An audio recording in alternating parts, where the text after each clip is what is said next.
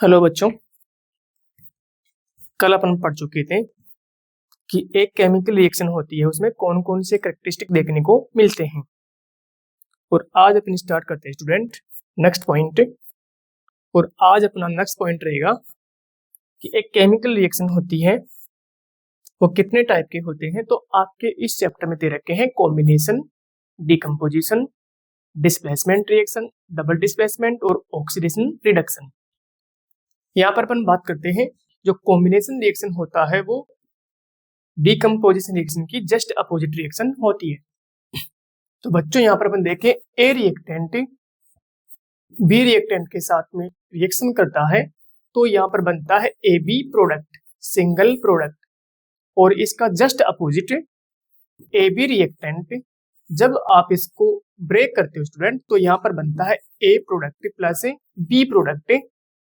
तो यहाँ पर बनते हैं टू और मोर देन टू प्रोडक्ट। तो जस्ट ये किसका अपोजिट है, कॉम्बिनेशन रिएक्शन का अपोजिट। सबसे पहले यहाँ पर स्टार्ट करते हैं अपन कॉम्बिनेशन रिएक्शन के बारे में। तो बच्चों यहाँ पर देखते हैं those reaction in which two और मोर सब्सटेंस लाइक एलिमेंट्स और compounds combine to form a single substance is called in combination reaction. ऐसी रिएक्शन जिसमें टू और मोर देन टू सब्सटेंस आपस में रिएक्ट होकर सिंगल प्रोडक्ट बनाते हैं, ऐसे रिएक्शन को अपन बोलते हैं कॉम्बिनेशन रिएक्शन। इसको अपन एग्जांपल से समझते हैं स्टूडेंट्स।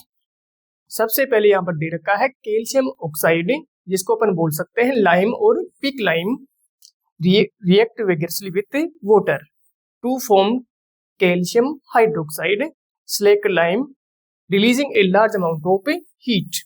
और साथ में बड़ी अमाउंट में हीट बाहर निकलती है।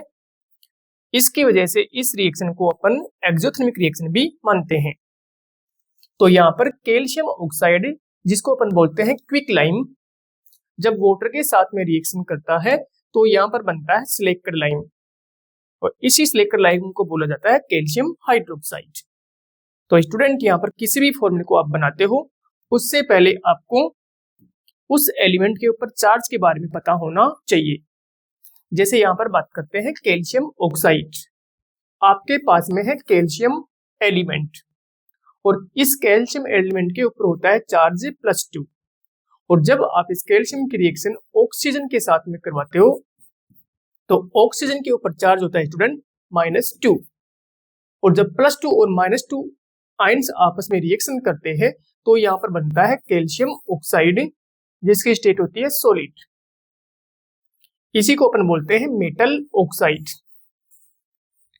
जब आप इस मेटल ऑक्साइड में वाटर ऐड करते हो स्टूडेंट, इसमें जब वाटर ऐड किया जाता है तो अगला प्रोडक्ट यहां पर बनता है CaOH होल ट्वाइस, जिसको बोलते हैं स्लेकर लाइम और कैल्शियम हाइड्रोक्साइड। मतलब यहां पर जो ये OH-1 होता है इसको बोलते हैं हाइड्रोक्साइड। तो किसी भी मेटल की रिएक्शन अगर वाटर या किसी भी मेटल ऑक्साइड की रिएक्शन वाटर के साथ में होती है तो यहाँ पर हमेशा बनते हैं मेटल हाइड्रोक्साइड। अगले पॉइंट की अपन बात करें स्टूडेंट तो यहाँ पर दे रखा है कि जो ये कैल्शियम हाइड्रोक्साइड आप इस रिएक्शन में बना चुके हो इसको अपन कहाँ यूज ले सकते हैं। कैल्शियम हाइड्रोक्साइड का यूज कहाँ होता है तो अपन कह सकते हैं व्हाइट वॉशिंग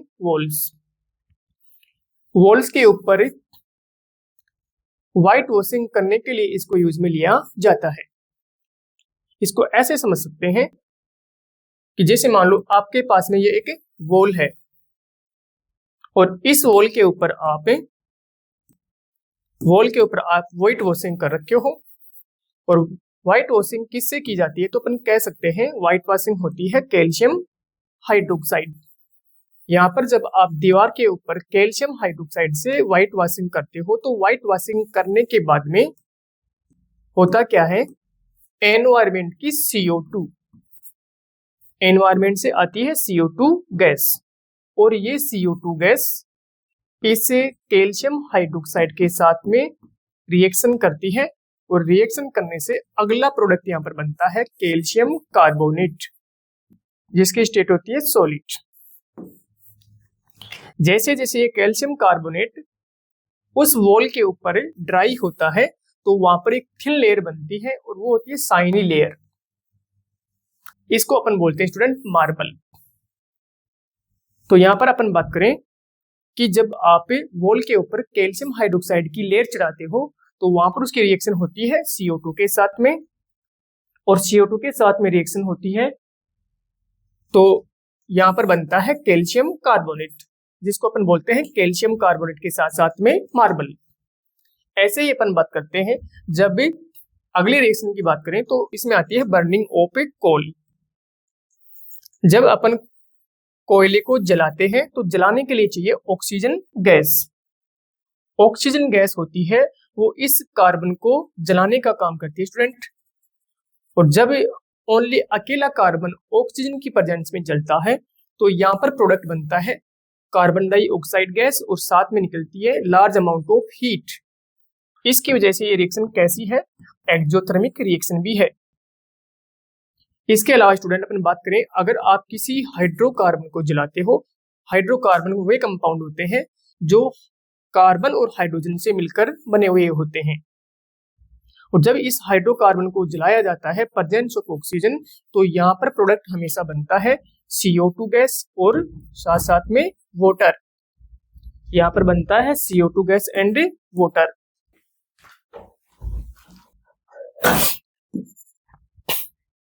जब किसी हाइड्रोकार्बन को जलाते हैं तो यहाँ पर बनता है CO2 गैस और वाटर। ऐसे ही अगले पॉइंट की अपन बात करते हैं स्टूडेंट, तो यहाँ पर दे रखा है formation of a water. Formation of water करने के लिए आपके पास में दो गैस होनी चाहिए, एक होनी चाहिए हाइड्रोजन गैस और एक होनी चाहिए ऑक्सीजन गैस। तो हाइड्रोजन और ऑक्सीजन को लिखने का भी एक तरीका होता है। हाइड्रोजन हमेशा होती है molecular form, diatomic form. ऐसे ही इसकी रिएक्शन जब ऑक्सीजन के साथ में करवाते हैं तो ऑक्सीजन भी होती है डाई एटॉमिक फॉर्म। तो होता क्या है स्टूडेंट, ये ऑक्सीजन गैस इस हाइड्रोजन को जलाने का काम करती है और यहाँ पर बनता है H2O, जिसको अपन बोलते हैं वाटर। और इसी वाटर को अपन बोल सकते हैं हाइड्रोजन ऑक्साइड। Hydrogen oxide. अगले पॉइंट की अपन बात करें स्टूडेंट, तो यहाँ पर अगला पॉइंट इसमें दे रखा है नोट, और इस नोट में ये लिखा हुआ है कि एनर्जी चेंज के बेसिस पर रिएक्शंस टू टाइप के होते हैं। एक होती है एक्सोथर्मिक रिएक्शन और एक होती है एंडोथर्मिक रिएक्शन। ऐसी रिएक्शन जिसमें एनर्जी रिलीज होती है उन रिएक्शन को अपन बोलते हैं एक्सोथर्मिक रिएक्शन, और इसी प्रकार से ऐसी रिएक्शन जिनको एनर्जी देके करवानी पड़ती है ऐसी रिएक्शन को अपन बोलते हैं एंडोथर्मिक रिएक्शन। तो यहाँ पर बात करते हैं exothermic reaction. A chemical reaction in which heat is released. ऐसी रिएक्शन जिसमें हीट रिलीज होती है वो क्या कहलाती है, तो अपन कह सकते हैं एक्सोथर्मिक रिएक्शन। एग्जांपल्स यहाँ पर समझते हैं, burning of a natural gas, और इसी नेचुरल गैस का दूसरा नाम है मीथेन गैस। जैसे यहाँ पर अपन देख सकते हैं CH4 गैस, और इसी का नाम है मीथेन गैस। ये एक प्रकार का हाइड्रोकार्बन होता है स्टूडेंट, और जब आप इस हाइड्रोकार्बन को जलाते हो तो यहाँ से निकलती है CO2 गैस और साथ साथ में निकलता है वाटर वेपर, और साथ में निकलती है लार्ज अमाउंट ऑफ हीट। इसकी वजह से अपन कह सकते हैं कि बर्निंग ऑफ नेचुरल गैस कैसी रिएक्शन है, तो अपन कह सकते हैं एक्सोथर्मिक रिएक्शन। इसी प्रकार से स्टूडेंट अगले एग्जांपल की अपन बात करें, और इसमें दे रखा है respiration is an exothermic process why. जो रेस्पिरेशन करते हैं एनिमल्स और प्लांट्स, वो एक प्रकार की एक्सोथर्मिक रिएक्शन होती है। इसका क्या रीजन हो सकता है, तो इसको अपन डिटेल में समझते हैं। जैसे ये कोई एनिमल है और कोई भी एनिमल अपनी बॉडी की मेटाबॉलिक एक्टिविटी को चलाने के लिए फूड इंटेक करता है, और इस फूड से एनर्जी बनाई जाती है। तो वो कैसे बनती है, यहाँ पर अपन बात करें, फूड होता है उसमें मेन सबस्टेंस जो एनर्जी देने वाला होता है वो होता है कार्बोहाइड्रेट। कार्बोहाइड्रेट होता है वो बॉडी को एनर्जी देने वाला मेन सबस्टेंस होता है। तो सबसे पहले ये फूड अपनी बॉडी में जाता है तो इसका होता है डाइजेशन, और जब इसका डाइजेशन कंप्लीट हो जाता है तो ये कार्बोहाइड्रेट जो कॉम्प्लेक्स कंपाउंड है वो कन्वर्ट होता है सिंपल कंपाउंड, और सिंपल कंपाउंड जब इसमें कन्वर्ट होता है तो बनता है ग्लूकोज। ग्लूकोज का फॉर्मूला होता है C6H12O6। और जब फूड का डाइजेशन कंप्लीट हो जाता है तो इसके बाद में चलता है एब्जॉर्प्शन। एब्जॉर्प्शन होने के बाद में इस ग्लूकोज को छोड़ा जाता है ब्लड के अंदर, और ये ब्लड इस ग्लूकोज को लेकर जाता है अपनी बॉडी की सेल्स के पास में। और सेल्स में क्या होता है स्टूडेंट, एक गैस और आती है जो ब्लड के थ्रू आती है, ऑक्सीजन गैस। ऑक्सीजन गैस क्या करती है, इस ग्लूकोज को ऑक्सीडाइज करने का काम करती है। जब अपनी बॉडी में ग्लूकोज ऑक्सीडाइज होता है तो बनती है CO2 गैस, और साथ साथ में बनता है वाटर, और रिलीज होती है लार्ज अमाउंट ऑफ एनर्जी। किसकी फॉर्म में, तो कह सकते हैं ATP की फॉर्म में, जिसका फुल फॉर्म होता है एडिनोसिन ट्राइफॉस्फेट। इसी प्रकार से अपन बात करें स्टूडेंट, अगला एग्जांपल इसमें दे रखा है बुक में, वो है वेजिटेबल मैटर्स का डिकम्पोजिशन। डे पर डे जो लार्ज अमाउंट में वेजिटेबल मैटर प्रोड्यूस होता है, जब आप इसका डिकम्पोजिशन करवाते हो तो बनता है कंपोस्ट। और कंपोस्ट होती है उसको अपन यूज ले सकते हैं एज ए मैन्योर या खाद। और यहाँ पर जो वेजिटेबल मैटर होता है इसका जो डिकम्पोजिशन होता है वो भी एक प्रकार की एक्सोथर्मिक रिएक्शन होती है स्टूडेंट। ऐसे ही अपन बात करते हैं नेक्स्ट पॉइंट, और नेक्स्ट पॉइंट इसमें दे रखा है स्टूडेंट डिकम्पोजिशन रिएक्शन। और डिकम्पोजिशन रिएक्शन होती है वो कॉम्बिनेशन रिएक्शन की जस्ट अपोजिट रिएक्शन होती है। यहाँ पर अपन बात करें डिकम्पोजिशन या डिसोसिएशन रिएक्शन, इसको अपन बोल सकते हैं डिकम्पोजिशन रिएक्शन और डिसोसिएशन रिएक्शन। मतलब यहाँ पर क्या होता है, एक सिंगल रिएक्टेंट का break down, a compound breaks down into 2 और मोर देन 2 सिंपलर सब्सटेंस। जैसे यहाँ पर अपन कह सकते हैं आपके पास में एक कंपाउंड है AB, और जब आप इसको हीट देते हो तो ये ब्रेक करता है A प्लस B प्रोडक्ट। तो यहाँ पर एक रिएक्टेंट ब्रेक करके बना रहा है 2 और more than 2 simpler substance, is called decomposition reaction. अगला पॉइंट इसमें है decomposition reactions are carried out by applying heat. Heat के अलावा लाइट, और लाइट के अलावा स्टूडेंट यहाँ पर अपन ले सकते हैं इलेक्ट्रिसिटी। मतलब यहाँ पर यह है स्टूडेंट कि किसी भी डिकम्पोजिशन रिएक्शन को करवाने के लिए अगर आप हीट अप्लाई कर रहे हो तो उस रिएक्शन को अपन बोलते हैं थर्मल डिकम्पोजिशन। और इसी प्रकार से अगर आप किसी डिकम्पोजिशन रिएक्शन को कर रहे हो स्टूडेंट और वहां पर लाइट यूज कर रहे हो तो उसको अपन बोलते हैं फोटो डिकम्पोजिशन। इसी प्रकार से अगर आप किसी कंपाउंड का डिकम्पोजिशन इलेक्ट्रिसिटी से कर रहे हो तो उस प्रोसेस को बोलते हैं इलेक्ट्रिक डिकम्पोजिशन। यहाँ पर इसको एग्जांपल से समझते हैं। आपके पास में एक सॉल्ट है जिसका नाम है ferrous sulphate. Ferrous sulphate it heated strongly it decomposes to form ferric oxide Fe2O3, sulphur dioxide and sulphur trioxide gas. जब भी फेरस सल्फेट कंपाउंड या सोल्ट को हीट देकर डिकम्पोज किया जाता है तो यहाँ पर 3 सब्सटेंस बनते हैं स्टूडेंट, A, B और C।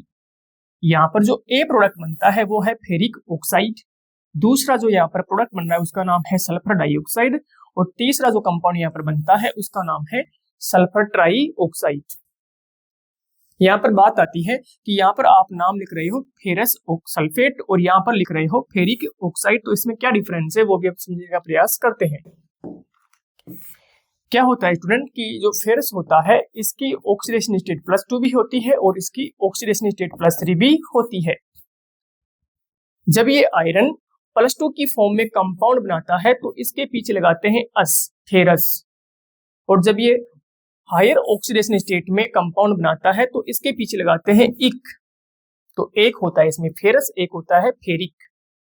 तो इसमें अगर अपन बात करें आयरन की ऑक्सीडेशन स्टेट की तो यहाँ पर होती है +2, तो इसका नाम है ferrous sulphate.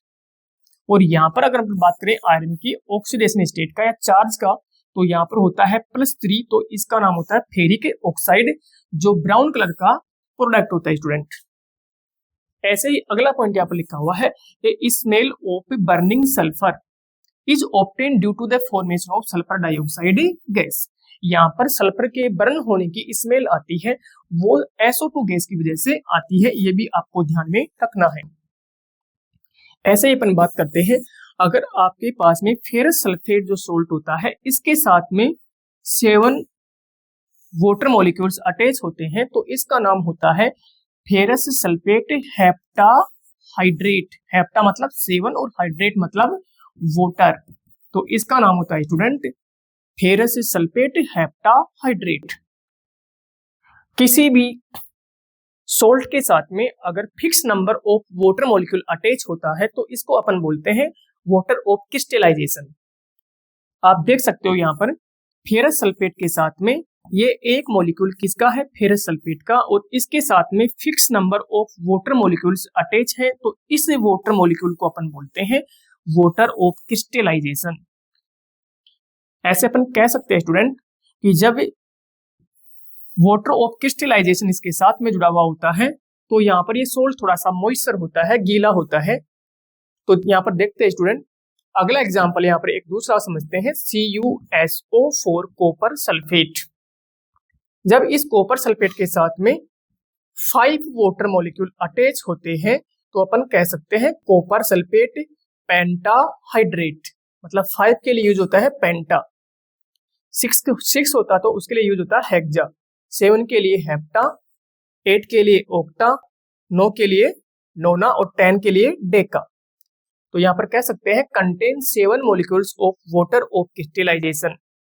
These crystals are green in colour. Ferrous sulphate heptahydrate के जो क्रिस्टल्स होते हैं वो ग्रीन कलर के होते हैं स्टूडेंट। आपने देखा होगा जो किचन में अपन सोल्ट यूज करते हैं NaCl, वो छोटी छोटी पार्टिकल्स की फॉर्म में होता है। इन छोटे छोटे पार्टिकल्स को अपन बोलते हैं क्रिस्टल्स। ऐसे ही अपन बात करें, अगर आप फेरस सल्फेट हेप्टाहाइड्रेट लेकर आते हो तो यहाँ पर फेरस सल्फेट हेप्टाहाइड्रेट के जो क्रिस्टल्स होते हैं वो ग्रीन कलर के होते हैं स्टूडेंट्स। और जब इसको हीट दी जाती है, when the green colour ferrous sulphate heptahydrate crystals are heated, इसको गर्म किया जाता है, they first lose 7 water of molecules. मतलब वाटर के 7 मॉलिक्यूल्स होते हैं वो क्या हो जाता है, लॉस हो जाता है यहाँ से, और ये फेरस सल्फेट हो जाता है एनहाइड्रस ड्राई और इसका कलर हो जाता है व्हाइट। तो क्वेश्चन ये है कि फेरस सल्फेट हेप्टाहाइड्रेट के पास में जो ग्रीन कलर आ रहा है वो किसकी वजह से आ रहा है, तो आप कह सकते हो 7 वाटर मॉलिक्यूल इसके पास में होते हैं, इसकी वजह से आता है। तो यहाँ पर क्वेश्चन ये भी है स्टूडेंट कि what is a water of crystallization, तो इसको अपन डिफाइन कर सकते हैं, a fix number of water molecule in a formula unit is called crystallization of a water.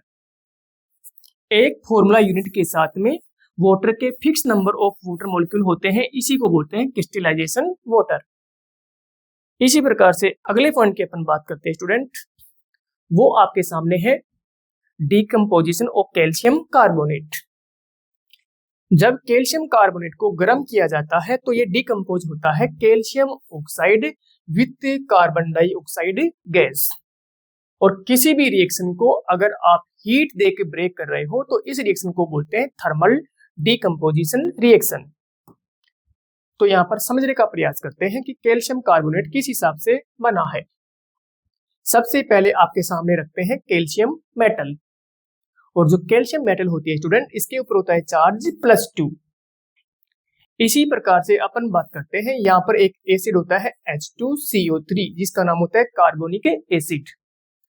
और जब इस कार्बोनिक एसिड को वाटर में अपन डिसॉल्व करते हैं तो यह अपने 2 आयन देता है प्रोटॉन के H+1 Ha+1। तो यहाँ पर चार्ज होता है +2 चार्ज टोटल। तो यहाँ पर जो पीछे जो दूसरा आयन बचता है इसके ऊपर जो चार्ज होता है वो होता है -2, और इसी आयन का नाम होता है कार्बोनेट। इसका नाम होता है स्टूडेंट कार्बोनेट आयन। और जब ये कार्बोनेट आयन कैल्शियम के साथ में जाता है, क्योंकि रिएक्शन में नेगेटिव चार्ज होता है, वो पॉजिटिव के साथ में जुड़ने का प्रयास करता है स्टूडेंट। तो यहाँ पर ये कार्बोनेट जाता है कैल्शियम के साथ में और यहाँ पर प्रोडक्ट बनता है CaCO3। इसी को बोलते हैं कैल्शियम कार्बोनेट या मेटल कार्बोनेट।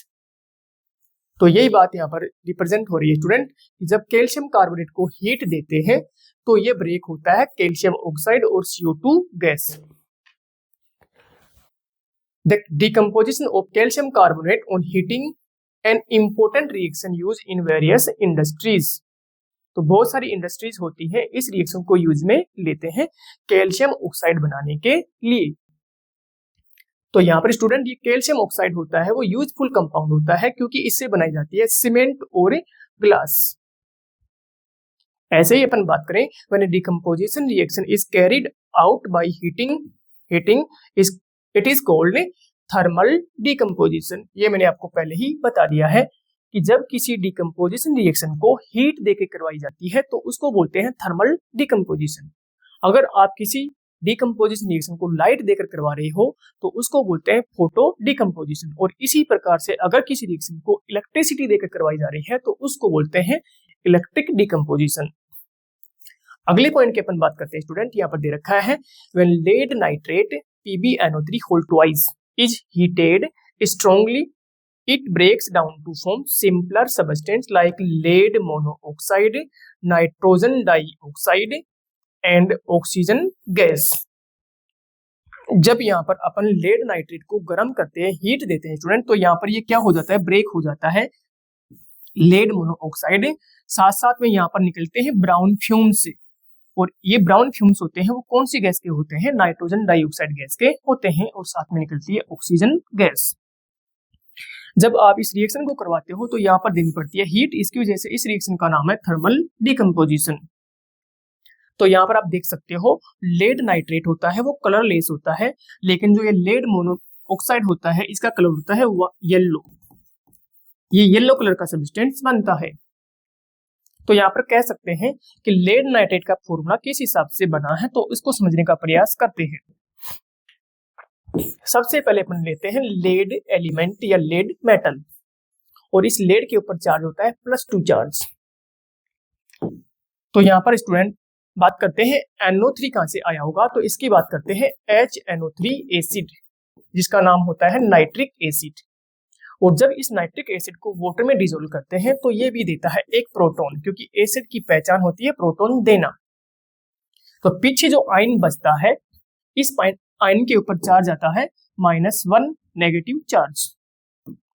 इसके ऊपर जो क्रिएट होने वाला चार्ज है -1 नेगेटिव चार्ज, क्योंकि यहाँ पर है +1 और इसी का नाम होता है नाइट्रेट। और जब ये नाइट्रेट इस लेड मेटल के साथ में जाता है तो स्टूडेंट यहाँ पर 2 नाइट्रेट जाते हैं, क्योंकि यहाँ पर चार्ज है +2 और यहाँ पर है -1। तो किसी भी कंपाउंड में चार्ज हमेशा होता है वो जितना नेगेटिव होता है उतना ही पॉजिटिव होता है। तो यहाँ पर नाइट्रेट कितने जाते हैं 2 जाते हैं लेड के साथ में, तो बनता है PbNO3 होल ट्वाइस, इसी को बोलते हैं लेड नाइट्रेट। अगले पॉइंट की अपन बात करें स्टूडेंट, तो यहाँ पर दे रखा है electrolysis of water, electrolysis of water. और इसके नाम से ही पता चल रहा है इलेक्ट्रोलाइसिस, इलेक्ट्रो मतलब इलेक्ट्रिसिटी और लाइसिस मतलब ब्रेकडाउन। इलेक्ट्रिसिटी से ब्रेक डाउन करवा रहे हो किसका वाटर का, इसलिए इसका नाम है इलेक्ट्रोलाइसिस ऑफ वाटर या electric decomposition of water. The decomposition of water take place by the action of electricity is known as electrolysis of water. When electric current is passed through acidified water, ये भी अच्छा point है इसका, acidified water it decomposes to give hydrogen gas and oxygen gas। जब acidified water के अंदर electricity pass करवाई जाती है स्टूडेंट तो यहाँ पर बनती है एक हाइड्रोजन गैस और एक बनती है ऑक्सीजन गैस। तो यहाँ पर अपन देखते हैं कि ये पूरा का पूरा जो इलेक्ट्रोलाइसिस ऑफ वाटर हो रहा है वो किस हिसाब से किया गया है, इसको समझने का प्रयास करते हैं। सबसे पहले अपन क्या करते हैं student, take a wide mouth glass बोतल, fix it on a glass stand in the inverted position. सबसे पहले क्या करते हैं स्टूडेंट, एक अपन लेते हैं स्टैंड, स्टैंड तैयार करते हैं और इस स्टैंड के ऊपर अपन लगाते हैं एक ग्लास बोतल, और ये ग्लास बोतल कौन सी पोजीशन में लगाते हैं, इन्वर्टेड पोजीशन। तो स्टूडेंट सबसे पहले अपन लेते हैं यहाँ पर एक स्टैंड और स्टैंड के ऊपर एक ग्लास बोतल को करते हैं फिक्स, और वो भी इन्वर्टेड पोजीशन। और जो ये ग्लास बोतल अपन लेते हैं इसका जो बॉटम होता है स्टूडेंट वो होता है रिमूव। इसके बाद में जिस जगह से ग्लास बोतल का जो बॉटम रिमूव है वहां पर अपन एक रबर कोर्क को फिट करते हैं। यहाँ पर अपन करते हैं रबर कोर्क को फिट। और ये रबर कोर्क होता है ना, वो प्लांट्स की जो बार्क होती है उसके इनर साइड पार्ट होता है। तो आप यहाँ पर फिट करोगे स्टूडेंट रबर कोर्क। और ये रबर कोर्क होता है, इसमें 2 होल होते हैं। और ये 2 होल क्यों किए जाते हैं वो भी अपन यहाँ पर समझने का प्रयास करते हैं। यहाँ पर इस बोतल में अपन फिट कर देते हैं रबर कोर्क। और रबर कोर्क में कितने होल है? 2 होल। और ये जो 2 होल होते हैं इसमें अपन फिट करते हैं 2 कार्बन इलेक्ट्रोड। इसमें दे रखा है student 2 carbon electrodes are fix in the 2 holes of the cork tightly. यहाँ पर आप 2 कार्बन के जो इलेक्ट्रोड होते हैं इस कोर्क के अंदर फिट करोगे स्टूडेंट। और फिट करने के बाद में अब इस बोतल में आप वाटर फिल करोगे। जब इसमें अपन वाटर फिल करते हैं तो इस बोतल को अपन 2/3 पार्ट को वाटर से फिल कर देते हैं। और वाटर फिल करने के बाद में इसमें अपन डालते हैं फ्यू ड्रॉप ऑफ एसिड।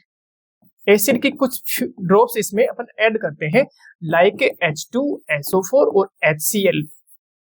तो क्वेश्चन ये आता है कि इस वाटर में एसिड की जो ड्रॉप्स हैं वो ऐड क्यों करनी पड़ रही हैं। तो इसके लिए अपन कह सकते हैं कि जो वाटर होता है इलेक्ट्रिसिटी का पुअर कंडक्टर होता है। तो इसको गुड कंडक्टर बनाने के लिए इसमें अपन मिलाते हैं सम ड्रॉप ऑफ एसिड, जिसकी वजह से ये हो जाता है गुड कंडक्टर ऑफ इलेक्ट्रिसिटी। इसके बाद में क्या होता है स्टूडेंट, इस सिस्टम के साथ में अपन कनेक्ट करते हैं 6 वोल्ट बैटरी। 6 वोल्ट बैटरी, और बैटरी के पास में होते हैं 2 टर्मिनल्स। एक टर्मिनल होता है कैथोड जो कि होता है स्टूडेंट नेगेटिव, और जो टर्मिनल पॉजिटिव होता है उसे बोलते हैं एनोड।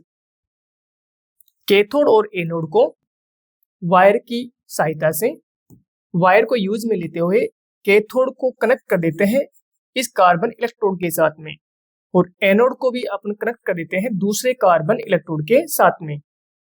और कार्बन इलेक्ट्रोड के साथ में कनेक्ट करने के बाद में जो स्विच होता है इसको करते हैं ऑन। और स्विच को ऑन करने के कुछ टाइम बाद में अपन देखते हैं कि जो यहाँ पर कार्बन इलेक्ट्रोड के ऊपर टेस्ट ट्यूब फिट की गई थी, इसके ऊपर स्टूडेंट यहाँ पर टेस्ट ट्यूब भी लगाते हैं इलेक्ट्रोड्स के ऊपर। और ये टेस्ट ट्यूब जहां पर फिट हुई थी और स्विच को ऑन करने के बाद में अपन कुछ टाइम बाद में इसका ऑब्जर्वेशन करते हैं तो देखते हैं कि जो टेस्ट ट्यूब होती है उसके अंदर गैस के बबल्स बनना स्टार्ट हो जाते हैं। और ये गैस के बबल्स होते हैं वो कौन सी गैस के हैं, इसका अपन करते हैं एक्सपेरिमेंट। तो देखते हैं स्टूडेंट, जब आप कैथोड साइड टेस्ट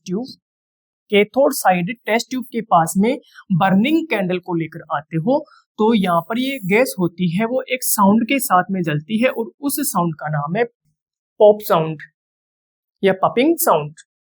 तो ये पॉप साउंड क्रिएट हो रहा है, इससे रिप्रेजेंट होता है कि यहाँ पर कैथोड पर प्रोड्यूस होने वाली गैस कौन सी है, हाइड्रोजन गैस।